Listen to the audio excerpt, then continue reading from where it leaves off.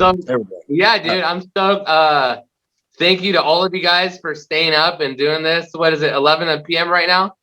Yeah. 11 o'clock. Yeah. Well, hey, believe it or not, we've interviewed bands at 1 a.m. We've interviewed bands at 4 a.m. We 6 a.m. Yeah, we interviewed Necro Butcher from Mayhem at 6 a.m. So I think if you guys were to do it at 5 in the morning, you guys would break the record. Oh, shit. I don't exist at 5 o'clock in the morning. I don't exist at 5 in the morning either. So guys, thank you so much for being on the Mixtape. Your band absolutely destroys. You guys play fast. You guys play hard. You got brutal vocals. You got mixed thrash with death. You guys absolutely destroy, man. And you know what? Not only that, but you guys are just playing shows left and right, especially right now during the pandemic. You guys are traveling. But you know what? For all the listeners out there, I'll start with Jeremy, and then everybody go around the band and introduce yourselves and tell us what you do in the band. I'm Jeremy. I play rhythm guitar, do backing vocals. I'm Joe. I play bass. Good job. I'm Sean. I am Steve. No, go ahead, buddy.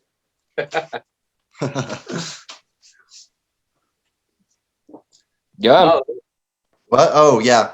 I'm Sean. I do the vocals. Sorry. I kind of talked over you, Steve. Sorry. I'm Steve. I play lead guitar. Awesome, dude. Well, hey, thank you guys for so much for being on the show. Yeah. We're gonna go around everybody in the band, but for the people out there that have never heard your band before, you know what? We'll start this with Sean on this one. Tell us a little bit about how the band started and why you guys decided to play this type of breed of music. Well, the band started a long time ago in 2019 with just me and Jeremy. I was actually the drummer at the time, and just Jeremy was fresh out of jail, and I was fresh out of my old band and needed a band. We knew each other through my parents, I think, and just got together in my parents' basement and started jamming.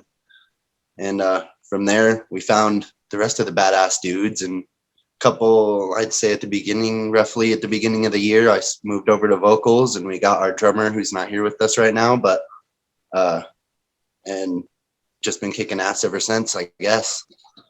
It was awesome, dude. Hey, Jeremy, tell me a little bit about the music you guys started writing in this band. Was it like a bunch of songs you already had collected together, or was it like you guys started the band and just started a fresh slate and was like, all right, we're gonna play this type of music? Like, how did that all go about?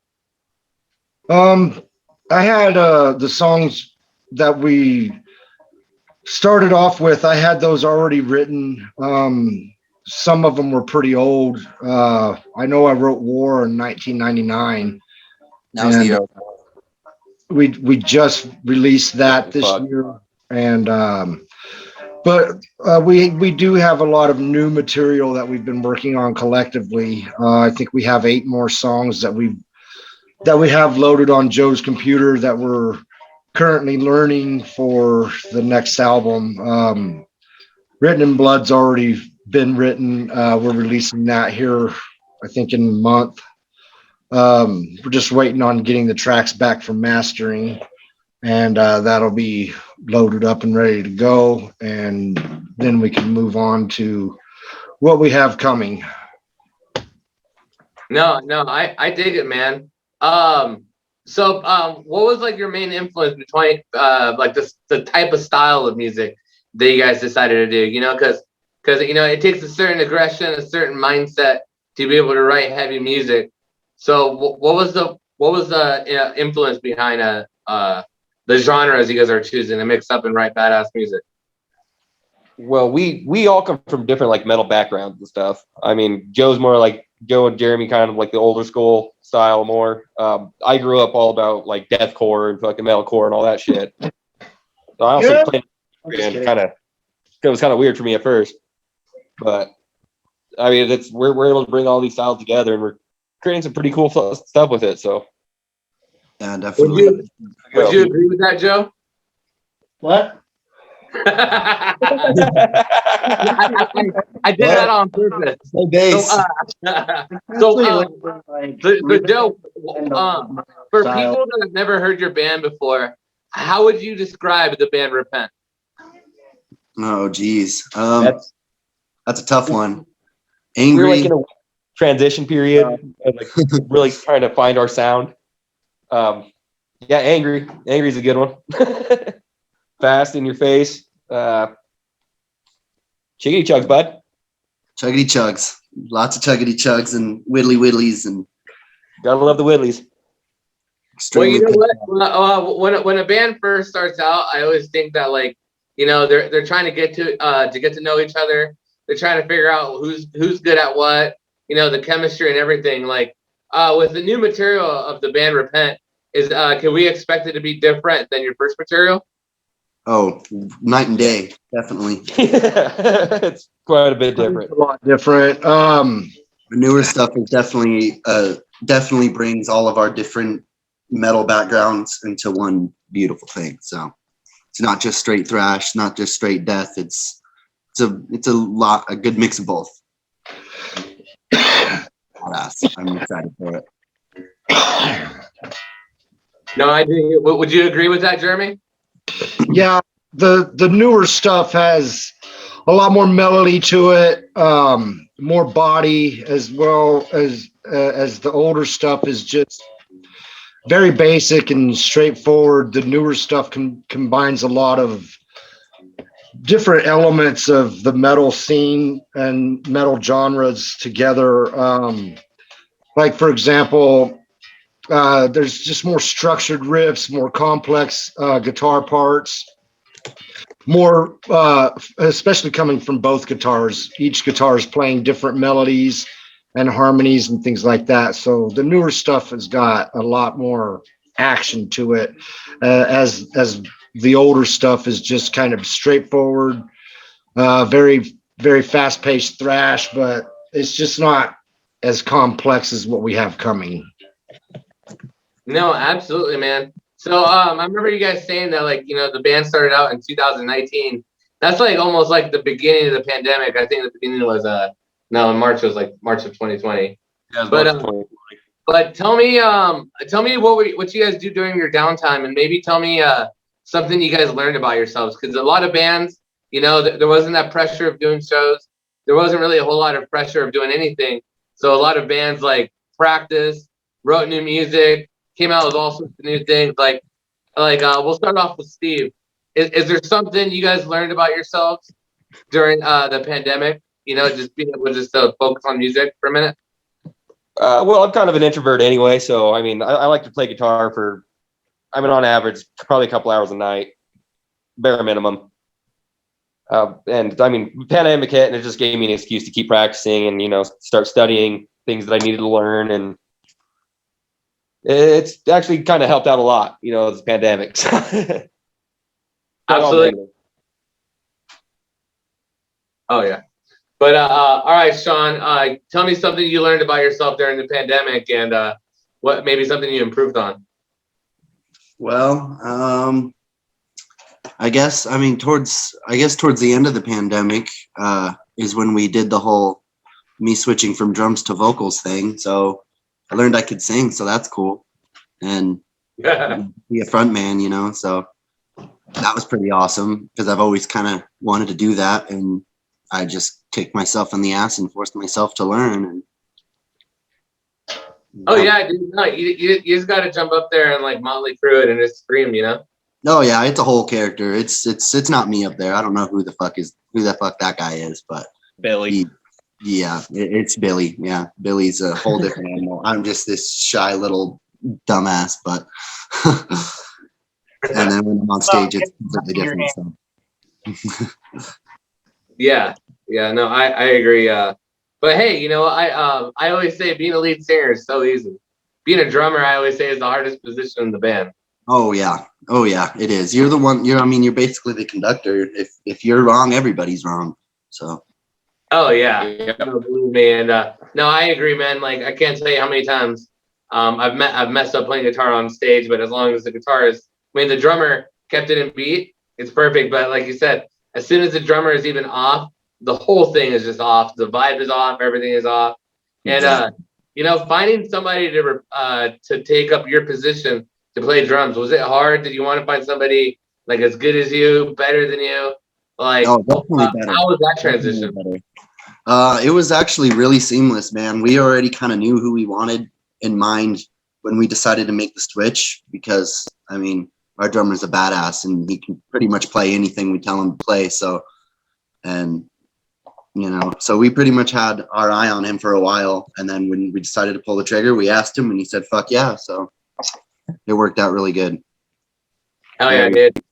Well, we're going to go to Joe on this question. Hey, so Joe, what's something you learned about yourself during the pandemic, or something you improved on as a musician? I definitely improved on my mixing abilities and recording abilities. That's something that I definitely wanted to, I guess, improve during the pandemic. I'm not, yeah. I mean, apart from that, I'm mostly I'm either playing bass or guitar all the time. So recording was the next level for me, is learning how to work a DAW and, kind of mix and master everything around.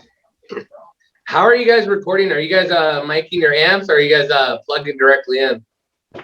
Right now we're plugging directly in just because the lack of instrument mics to mic stuff up. So how's that challenge, man? Because I know I've tried to record before using like simulators and all sorts of stuff, and there's a lot of tweaking. But I know like if you mix it with the right pedals, you can get some you could almost make it sound identical. Like what do you think about like that whole transition between like tube amps and like mods?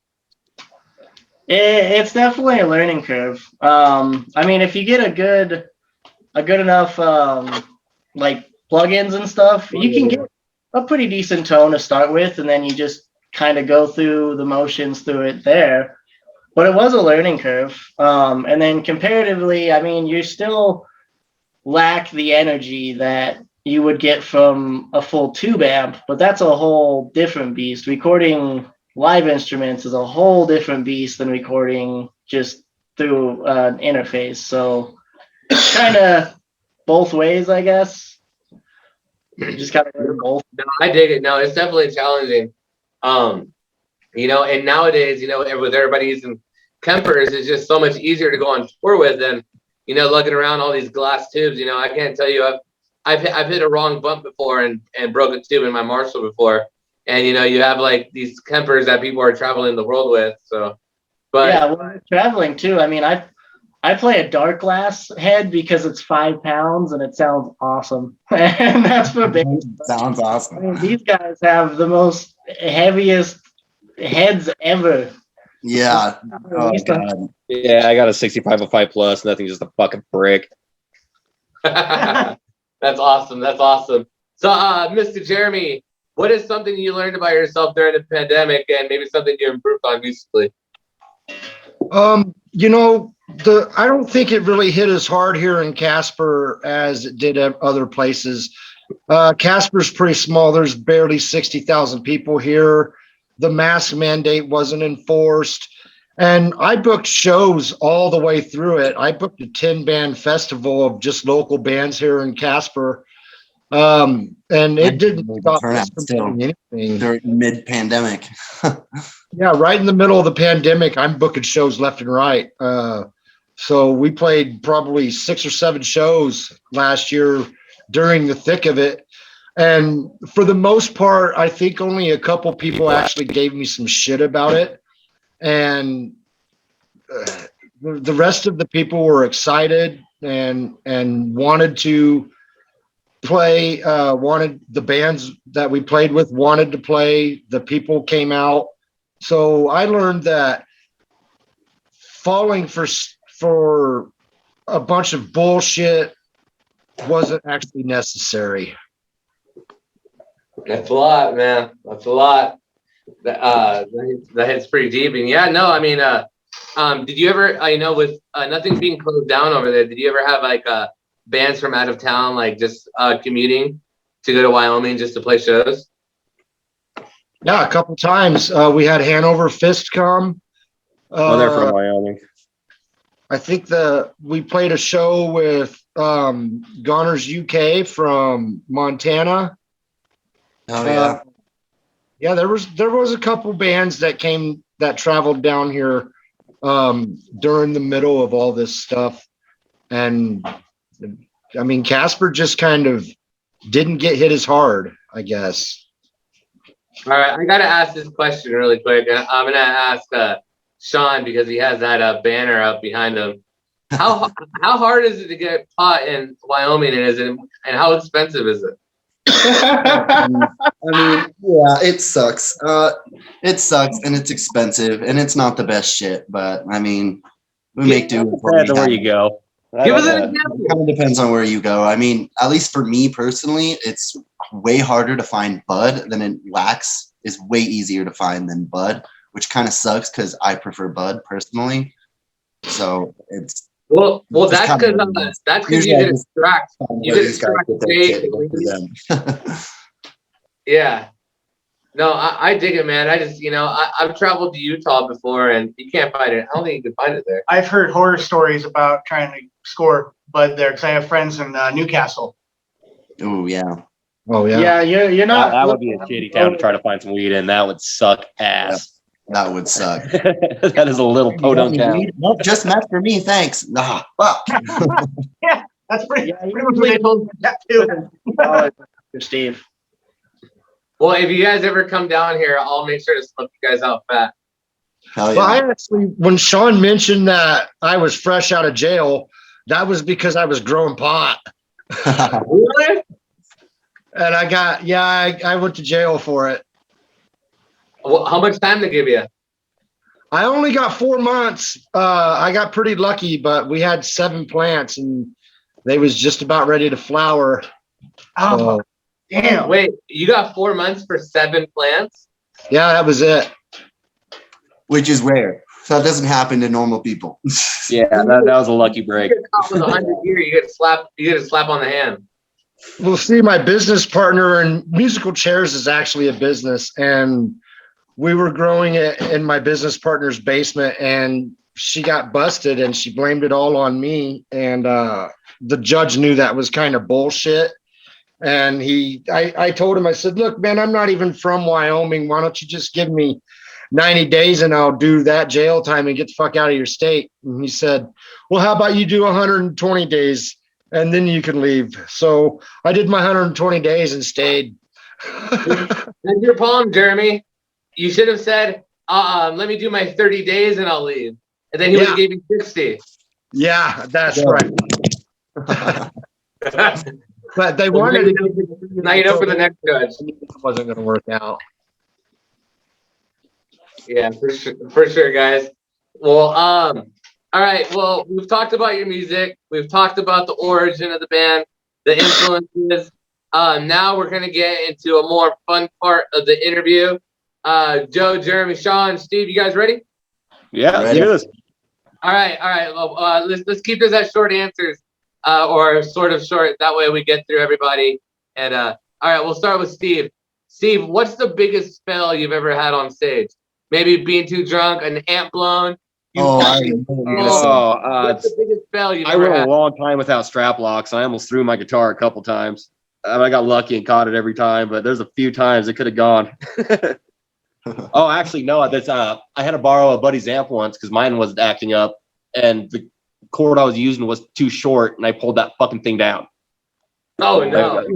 I'm really active when I play, and I just pulled his entire stack right down. I felt so bad. All right, Sean. What is the biggest spell you've had on stage? This is actually fairly recent. This one happened a couple weeks ago. We were on tour. We were playing at this bar, and I was standing on one of the chairs just doing my thing, and people started going around me. So I kind of had to when I jumped off the chair, I kind of had to jump around some people, and there was a rafter right here that I didn't see, and I jumped and bashed my nose. and I had blood coming down my nose. It was kind of cool, but that fucking hurt. Did you finish the set or what? Oh yeah, definitely. Of course. It didn't even faze me at the time. It didn't even start hurting until after I got off. Fuck, that hurt. Adrenaline wears off. Yeah. All right, Mr. Jeremy, what's the biggest mess up you've ever had on stage? Probably one time when we just got done with the show and everybody asked us to play one more song and we weren't going to. And then we decided to fucking do it. And we only knew one more song at that time, and it was For Whom the Bell Tolls by Metallica. And I forgot the fucking words. Oh, hey, wait. So what'd you do then? Just the crowd. The crowd. Yeah. You know, it's a song that I've known for fucking 25 years or so, and it's all fun and everything when you're singing along with it in your car or some shit like that, you know, or watching a YouTube video of it. But when you're standing up there actually having to perform every note of it, that got me. So that's happened once. Forgot the entire well-known song, so the crowd was able to help us out. Yeah, I forgot the first verse of For Whom the Bell Tolls. That's like the most important one. I know. Yeah.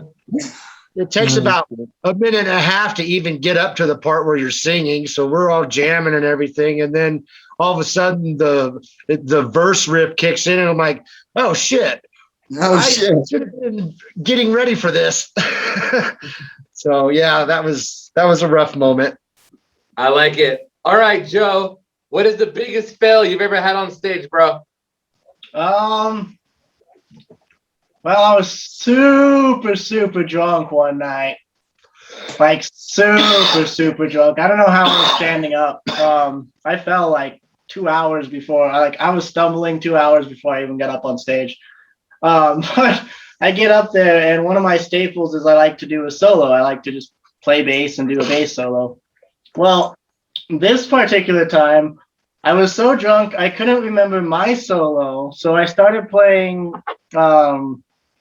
Anesthesia, the Metallica, the staple of bass solos, and I forgot that halfway through. Oh no! Badly. It ended with a lot of notes that weren't there and me falling down. Me falling down. Awesome. That's great. All right, I got one. I got a random one for you. You have the choice to open for any band of your choosing, and it could be a band that's not around anymore, or, a band that still is. Who would each of you guys pick? After the Burial, hands down.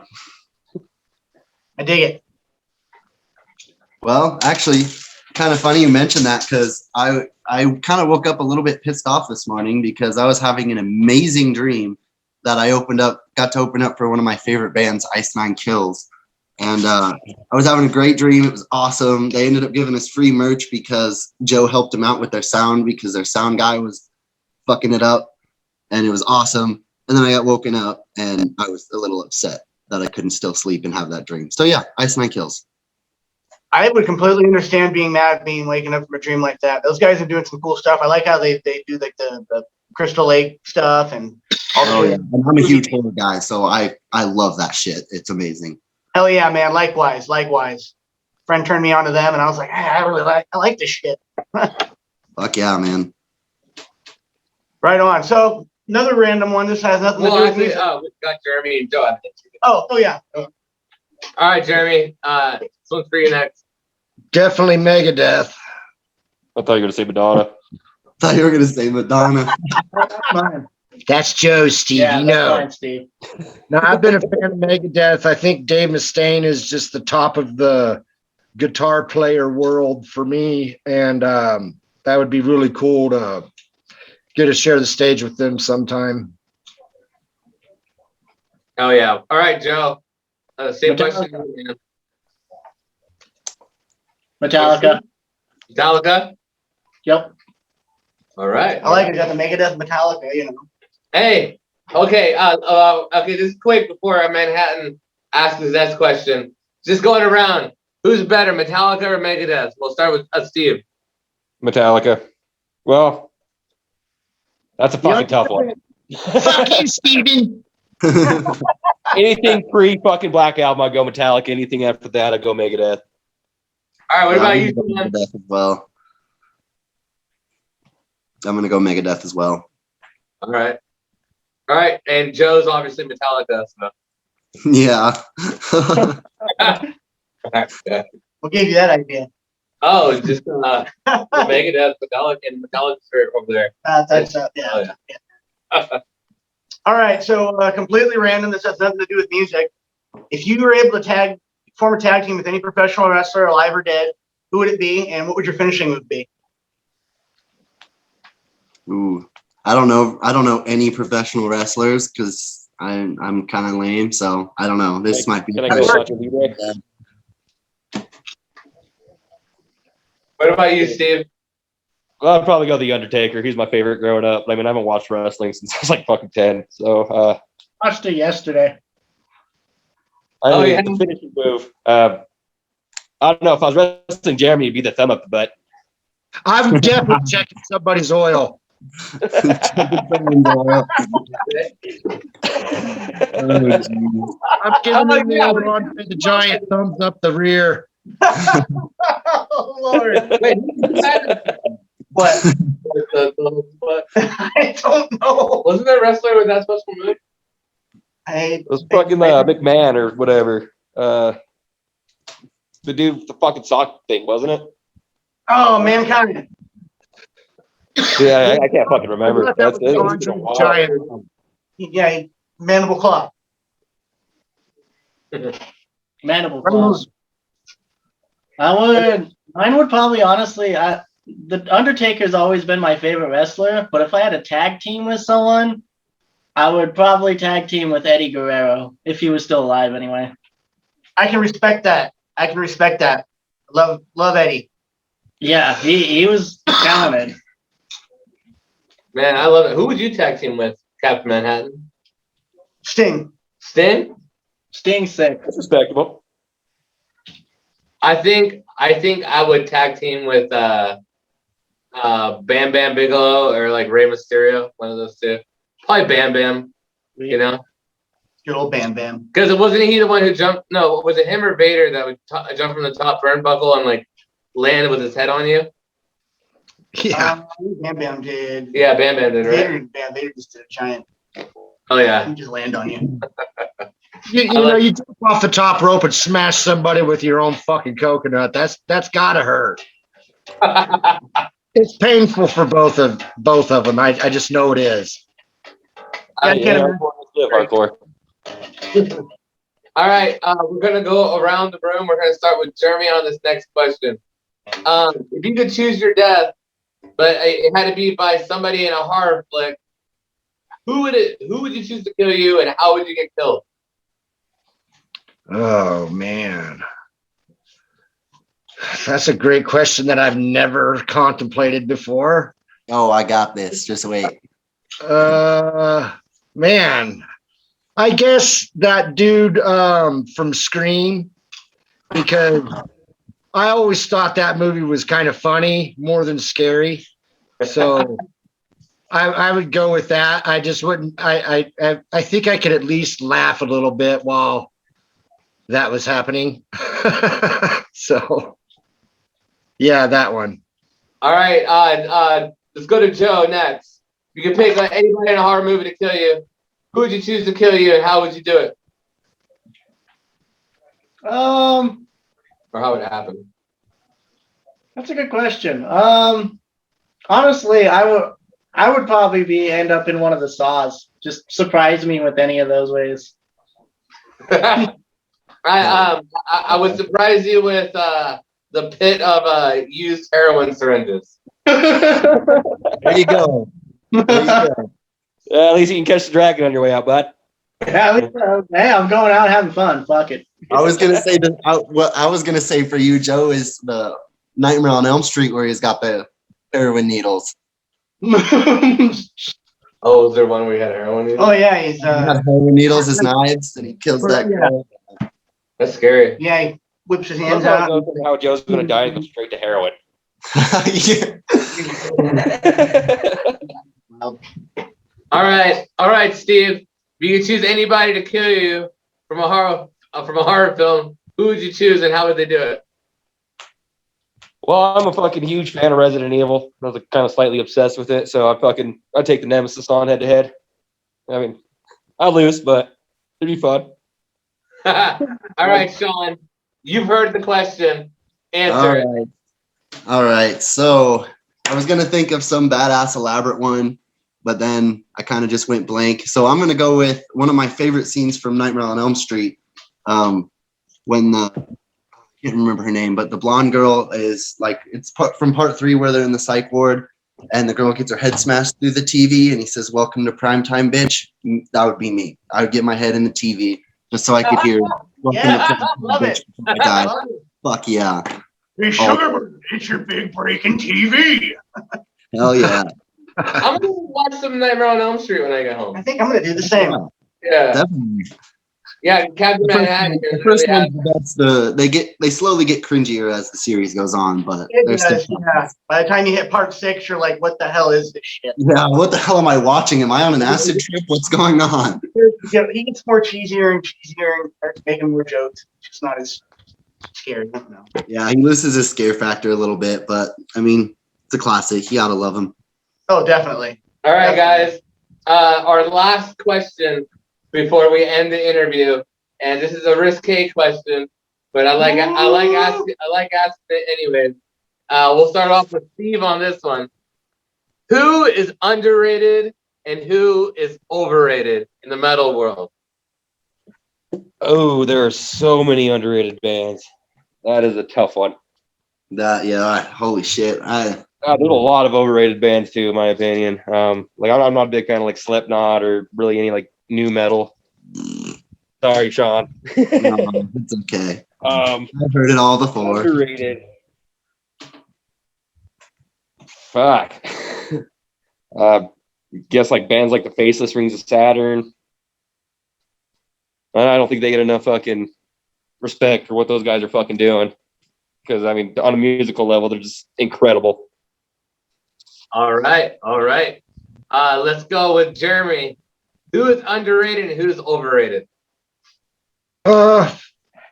Earlier this year, we signed with a company out of Denver called Ground Zero Promotions, and they have a roster of seriously fucking talented bands. And they do. I'm rooting for all of those bands because they're just totally kicking ass and don't get enough attention. And I guess for overrated, man, you know, I get kind of tired of seeing the same bands get the headlining bill. They deserve it, of course, but like the Blue Ridge Get out of line and let the younger guys come up. You know what I mean? I feel you on that, Jeremy. Like the Blue Ridge Rock Festival had a couple bands headline that I don't think should have on a certain day. There was it just in my opinion way more fucking hard hitting bands on that lineup. There was like 40 bands each night, and there was some really talented bands that were pushed down further on that bill so a couple other bands could headline. And I just get really tired of seeing the same fucking show, man. You know, let's get some of these newer, younger bands up there that are just ready to start kicking ass. I mean, they blow a lot of these older bands off the stage that haven't released any music in years and still running around the tour, headlining tours, you know. And it's like you haven't released anything since the 90s even. And I don't know. I don't like that. No, I agree, man. I think a lot of it has to do with like heavy metal was just like so much more marketable back in like the early 2000s and 90s. That like even like the newer bands right now, like just like it's such a rat race to even like try to get one of those headlining slots, you know, like, no, I'm agreeing with you. You know, I see like a lot of the same bands, like one of my favorite bands ever, System of a Down. You know, they headline all these festivals, and they haven't played it. They haven't released a song since 2006 with Mesmerized Hypnotized dual album. And for me, I'm always just like, man, like there's all these other bands that I feel like should be headlining, and these bands, you know, they could just hop out of retirement. And I'm not taking anything away from them. You know, I still love them and everything, you know, but I totally agree with you that there is a lot of bands that deserve a shot, you know? Yeah, you know, they come back out of retirement, like you said, and immediately shoved in front of 100,000 fucking people. And these other bands have pretty much broken everything that they have just to get on that bill. And then this legacy band comes and takes it all away just because they've been around for fucking 20, 30, 40 years, you know? Yeah, like for example, Motley Crue. Motley Crue's headlining this giant fucking fest, this giant tour with Def Leppard, and neither one of those bands have put out any music since I can't even remember. I'd still go see Def Leppard. Like, No, I agree. Have Let the new guys come in and have their time. Yeah, I'm for example, I'm a huge Kiss fan. Like they come out, they play the same tired set list, Nope. the same stuff they've been playing for years, and it's like at the least switch it I up. love Kiss, but goddamn, get off the stage, man. Go retire already. Exactly. You made your money. You paid your dues. Time to hang it up, man. yeah, a lot of people feel the same way about Tom Brady. So True. Yeah. Whoa, what the fuck was that? Oh shit. That was loud as fuck. Did you guys hear that big bang? flip the camera around, go see what that is. Oh, Yeah, geez, that's Tom weird. Brady won the Super Bowl, and I'm not a big Tom Brady fan, but son of a bitch, I wish he played for our team. Right. The Broncos got there good first. All right, Joe, you haven't answered yet. Who is underrated and who is overrated? I'm totally not the person to ask this question because I listen to such different types of music. Like, I've been listening to Olivia O'Brien lately, so I really couldn't tell you about metal right now. Well, how about this? How about this? Just tell me who's a band that you think deserves more credit than what they're getting, and you can just answer that one. Honestly, especially right now, there's so much talent out there in any type of music that I think one that I've really been liking lately is he's actually here in town. His name is Quinn Lewis. Yeah, he does rap by the name of the Mighty Q, and he actually has a really good like rap flow. He's got good lyrics, he's got good flow, and he puts out some good songs. So I don't know. I listen to a lot of stuff. I like it. So for all the listeners out there in Ashland, Oregon, we are talking to Steve, Sean, Jeremy, and Joe from the band Repent. Their music is everywhere. I also love how like all your videos there are like lyric videos. Hell yeah. Yep. Yeah, the only reason that's like that is because we haven't had the funds to actually shoot a music video yet, but that's coming soon. That's smart, man. I like it, dude. It makes the songs more enjoyable. The first one was completely made by us, and it was fun. Yeah, the first one we did was completely fucking grinded out by ourselves. We just fucking iMovied that shit, and it turned out pretty good, I think. So, right on. All right. So before we end the interview, everybody go around the band and tell all of our listeners out there why they should listen to the band Repent. Let's start with Steve, then go to Sean, then Jeremy and Joe. Just check us out because we got a lot of exciting things coming your way. We're gonna be right in your face and fucking jamming hard. fuck yeah, basically, yeah. What he said. I mean, we're got a lot of aggressive stuff coming, a lot of different things, like a really good mix of thrash and death, and it's gonna be awesome. It's definitely a different sound, and I love it. So, I mean, we put on a great live show as well. Our live show is fucking, that's the bee's knees right there is our live show. So if you get the chance, come and see us live and then listen to our music. So our live show is what'll get you hooked, for sure. Oh yeah. You should check us out because we actually love our fans. We interact with them all the time. We hold the people who love our music, we hold them in a very high spot in our lives. And that's why we do it. It's what drives us and we're just very appreciative of every single person. I like it. Listen to our music is metal. Because metal, fuck yeah. Self-explanatory, nice. All right, Jeremy, where can they find your band? Spotify, YouTube, Deezer, Deezer, Amazon, Facebook, Apple Music. Everywhere. If there's a social media platform for it, we're on it. We are talking about getting physical copies of CDs coming. Everything's just so expensive right now, so we're trying to budget all that and make that work. I like it, dude. All right, I had such a great time talking to you, Steve, Sean, Jeremy, and Joe. Before I let you go, man, give me your shout outs. Who you thinking? I'd love to thank all my friends and family that have stood by me and have always believed in me. Couldn't go very far without them. Oh shit, phone's dying. Yeah, friends, family, everyone who actually shows up to our shows and listens to us and believes in our cause and just fucking, yeah, just very, very appreciative and humbled by the people who like us. So, all those people, you're rad.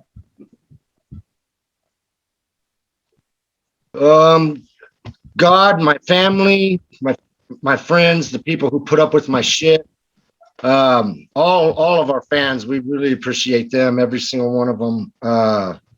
That's just a humbling experience to have people enjoy what you do. Well, shout out to you guys for interviewing us. Yes, definitely. Yeah. Fuck yeah. Well, these are my favorite. Oh yeah. Well, Joe, Jeremy, Sean, and Steve, thank you so much for being on the Metal Mixtape here in Ashland, Oregon. For all the listeners out there who missed the interview, it will be uploaded on our YouTube page here in the next few days. Please go check out their music. We're going to play some music for them right before we end the show. Guys, thank you so much for making time and being on the Metal Mixtape. Later, dudes. Thanks for having us, man. Later, guys. Later.